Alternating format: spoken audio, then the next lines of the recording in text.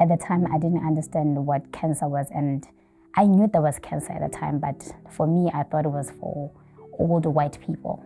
I never thought it would be for kids or it would happen to me. Since I knew cancer existed, but I didn't know that especially a 4-year-old who can have cancer. At that time, I did not know much about cancer, except the fact that cancer kills. Unfortunately, there's often a myth that children don't get cancer, or that childhood cancer is a result of a curse or something that the family has done, or something that the parent has done to cause the child to have cancer, but that couldn't be any further than from the truth. In fact, childhood cancer affects children everywhere in the world, of every race, ethnicity, religion, geographic location, and it actually affects children at about the same rate. So the same amount of children in the United States of America or France or Germany or United Kingdom that developed cancer, we should see about the same amount here in Botswana. So it's very important that we raise awareness in the community that childhood cancer can happen, that we raise awareness among healthcare workers so that they can be suspecting cancer when they're seeing children and evaluating them, and very importantly to let everyone know that in Botswana they can be diagnosed, they can be treated, and most importantly they can survive their cancer. We have a very special interest in Jenny that began in 2012 when she was like 2.5 years old. In 2012, we found out that she has bilateral worms tumors in both kidneys. I have half a kidney on my right. Today, she's only surviving with half a kidney. I got sick like six years ago, if not 7. I had a swelling thigh, and I did not take it serious because as I was a basketball player, I thought maybe it was just an injury. But the swelling started to grow.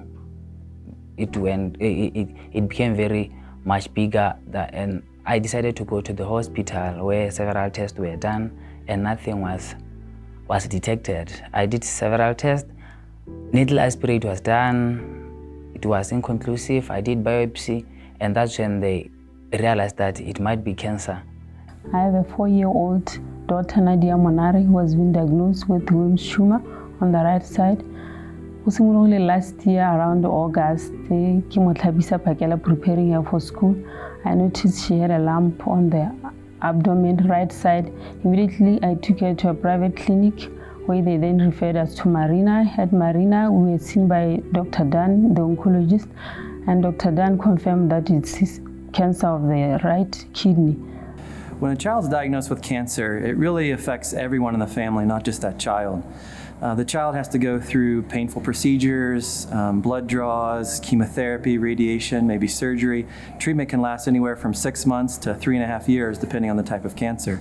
But the impact of cancer goes well beyond just what the child goes through. The family experiences it as well. The caregivers miss work, which may mean that their finances suffer. The child is missing school. The other siblings at home are often affected.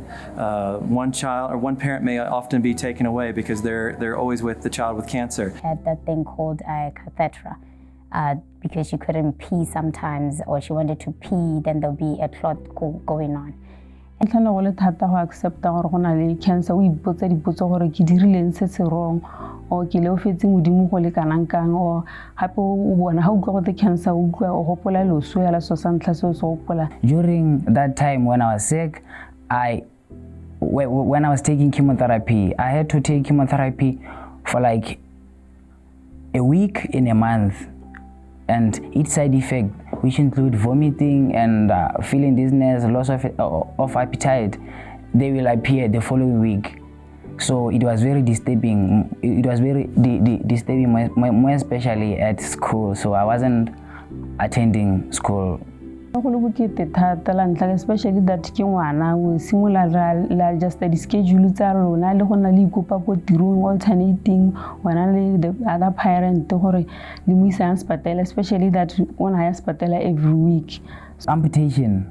Now I'm left as a person with disability. So disability on its own may have challenges in me. But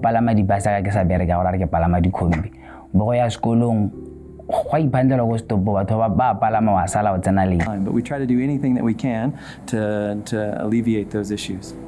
And also also that my friends can come to my house and ask me if you are fine, if we can play with you today. I can tell them if I don't want or I want to, because I have to do homework, I have to wash my socks, and then when I'm done homework, I can rest a bit. There is life after cancer. So gana ana ke a itse gore go na le cancer ebile cancer ya kgona go alafesega go tswa gore e itlhetse mo stageng se. I won't let cancer define me. We still have life after cancer.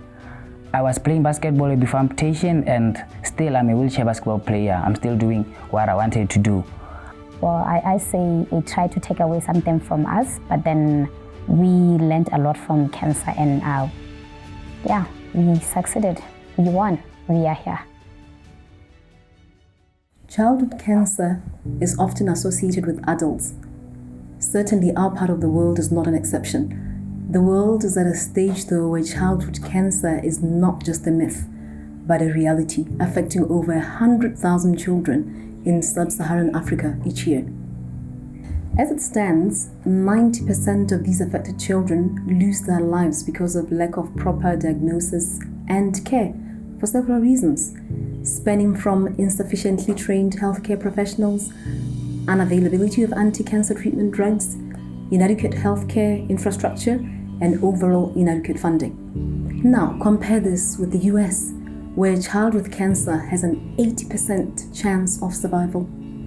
Through the Global Hope program, our vision is to transform care for children with cancer and blood diseases in sub-Saharan Africa, so that a child in our region has the same chances of survival and after treatment quality of life as a child anywhere else in the world. Certainly, hope is coming closer to our children we so love. Thank you, Global Hope. Let's show our children love. Which hat am I wearing? As a member of the Global Hope International Council, it is both my mandate and responsibility to raise awareness of this devastating healthcare threat. It could be alleviated through rigorous interventions, including advocacy, of course, to save thousands of young lives who stand for the future of this world. I hope to achieve this through the loud and deliberate voice of advocacy through all stages of cancer, these being detection, diagnosis, treatment, and remission. Thank you. Merci beaucoup. Asante. Siyabonga. Obrigado. Ke a leboga.